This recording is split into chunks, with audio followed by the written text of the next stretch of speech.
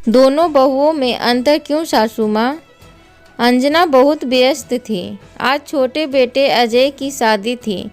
खुश तो बहुत थी शादी से, पर एक बात कचोट रही थी कि छोटी बहू थोड़ा सांवले रंग की है।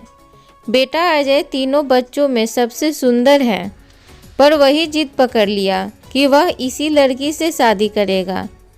बड़ी बहू प्रीता गोरी चिट्टी है। अंजना खुद भी बहुत साफ रंग की नहीं है, इसलिए उनके सौंदर्य का मापदंड गोरा रंग ही है। बड़ी बहू वह अपनी पसंद से लाई थी। शादी हो गई। घर में बहू मोना भी आ गई। दोनों बहुओं ने घर संभाल लिया। छोटी बहू का रंग भले ही कम था, लेकिन नाक नक्श कटीले और उसकी निश्चल हंसी सबको बराबर आकर्षित कर लेती थी। छोटी बहू सबका दिल जीत ली, पर सासू माँ का दिल नहीं जीत पाई। धीरे धीरे दिन बीतने लगे। मोना को सासू माँ हमेशा व्यंग बाण से घायल करती रहती। वह कुछ पहने तो बोलती, अरे ये बड़ी बहू प्रीता पर खिलेगा, तुम्हारे ऊपर अच्छा नहीं लग रहा। वह एक बार भी नहीं सोचती कि मोना का दिल कितना दुखता है। अक्सर वह बड़ी बहू की प्रशंसा करेगी और छोटी के कार्यों की मीन मेख निकालती। इस काम में बड़ी बहू प्रीता भी उनका साथ देती है। एक दिन मोना ने रंग बिरंगी कांच की चूड़ियां पहन ली। पति तो फिदा हो गए, पर सासू माँ ने देखा तो बोली, ये क्या तुम्हारे ऊपर रंग बिरंगी चूड़ियां अच्छी नहीं लग रही हैं? ये तो प्रीता बहू पर अच्छी लगेंगी। आंखों में आंसू लिए मोना ने कमरे में आकर सारी चूड़ियां उतार दी।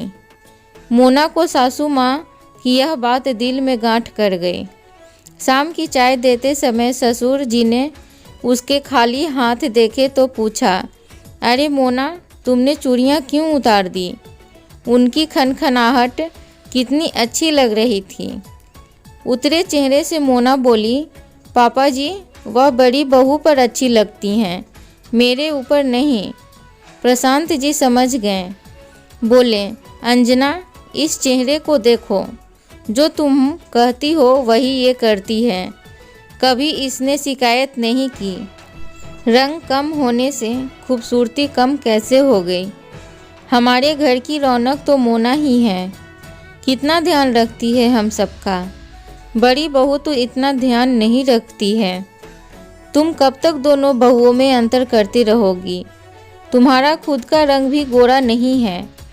हमने या मेरी माँ ने कभी तुमसे नहीं कहा कि तुम्हारा रंग कम है। इंसान अपने गुणों से सुंदर होता है। तुम्हारी ये हरकत इस घर में अलगाव कर देगा। संभल जाओ। बात सत्य थी। अंजना को समझ में आ गई। वह ढेरों रंग बिरंगी चूड़ियाँ ले आई और मोना को पहनाकर माफ़ी मांग ली। तो दोस्तों, कहानी पूरी सुनने के लिए धन्यवाद। कहानी अच्छी लगी है तो प्लीज़ लाइक करें। इस छोटे से चैनल को आगे बढ़ाने के लिए प्लीज़ प्लीज़ प्लीज़ सब्सक्राइब करें और आपकी क्या राय है कमेंट में ज़रूर बताएं। धन्यवाद।